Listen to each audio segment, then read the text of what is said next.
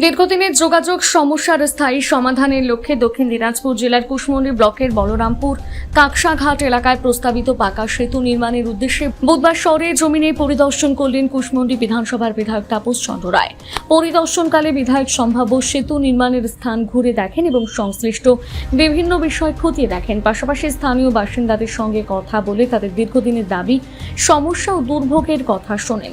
এলাকাবাসীর দাবি, বর্ষার সময় নদী পারাপারে চরম ভোগান্তির শিকার হতে হয়। একটি পাকা সেতু নির্মিত হলে যাতায়াত ব্যবস্থা যেমন সহজ হবে, তেমনি শিক্ষা, স্বাস্থ্য পরিষেবা এবং কৃষি পণ্য পরিবহনে উল্লেখযোগ্য সুবিধা মিলবে। এদিন বিধায়ক জানান, কুশমন্ডি ব্লকের সুদেকপুর অঞ্চল দিয়ে প্রবাহিত পুনর্ভবা নদীর ওপর একটি পাকা সেতু নির্মাণের দাবি দীর্ঘদিনের। সেই বিষয়টিকে গুরুত্বের সঙ্গে বিবেচনা করা হচ্ছে। নমস্কার, বন্দে মাতরম, ভারত মাতা কি জয়। আজকে খুব একটা ভালো দিন, সেটা হচ্ছে আমাদের কুশমন্ডি বিধানসভার জন্য, পাশাপাশি জেলার জন্য। শারীরিকভাবে দেখলে আমাদের কুশমন্ডি বিধানসভার উপরে দুটো নদী বয়ে গেছে, একটি টাঙ্গন নদী এবং একটি হচ্ছে আমাদের পুনর্ভবা নদী।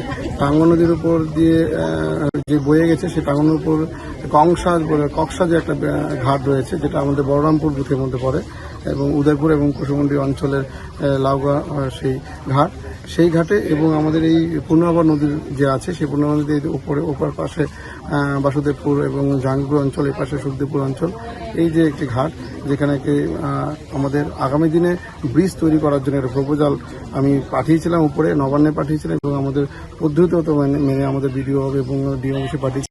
সেটারই আজকে একটা পুঙ্খানুপুঙ্খভাবে সরকারি কর্মচারী এসেছিলেন, সরজমিনে তারা দেখে গেলেন কোথায় কীভাবে করলে ভালো হয়, কতটা প্রয়োজনীয়তা রয়েছে। তো আজকে সার্বিকভাবে বলতে গেলে আগামী দিনে আশা করি এই দুটো নদীর উপর দিয়ে দুটো আমাদের যে ব্রিজ, যে দীর্ঘদিনের দাবি, স্বাধীনতার পর থেকে দীর্ঘদিনের দাবি, সেটা আশা করি পূরণ হবে। আমরাও চেষ্টা করছি। এটুকুই বলার ছিল। এই বলে শেষ করি। বন্দে মাতরম, ভারত মাতা কি জয়। নমস্কার। বিধায়কের এই পরিদর্শনের পর এলাকাবাসীর মধ্যে নতুন করে আশার সঞ্চার হয়েছে। তাদের আশা, দীর্ঘ প্রতীক্ষার অবসান ঘটিয়ে শীঘ্রই সেতু নির্মাণের কাজ শুরু হবে এবং এলাকার যোগাযোগ ব্যবস্থা দীর্ঘদিনের সমস্যা স্থায়ী সমাধান হবে। কুশমন্ডি থেকে দিলদার আলীর প্রতিবেদন, নিউজ টুডে।